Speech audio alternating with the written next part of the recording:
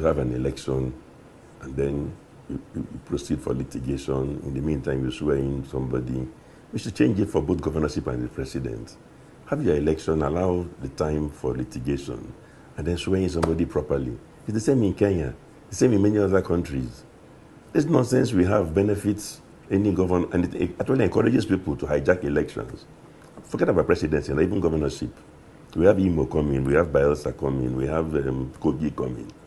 So any rascal knows that the thing to do is to kill everybody, break everything, snatch something, and then later on say go to court.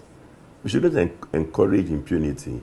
We should have regulations that say even if you did that, it will be challenged in court, and you're not going to step into that government house as a governor until the Supreme Court has affirmed your victory. I think that's a very important change, which I would like to recommend to this government. The second one, also mentioned by Atiku. You see, we borrowed the American presidential system, but we bastardized it in two important ways. Number one, if you look at the American presidential system, perhaps, if not by design, it works partly because they only have two major parties.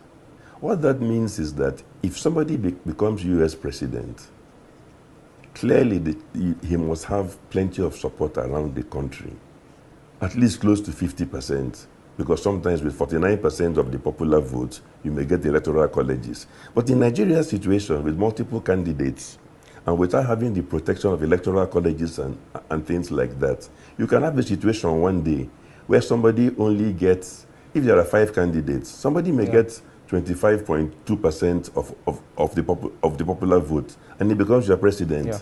So I'm saying that was not the way, that's not the way it works in America.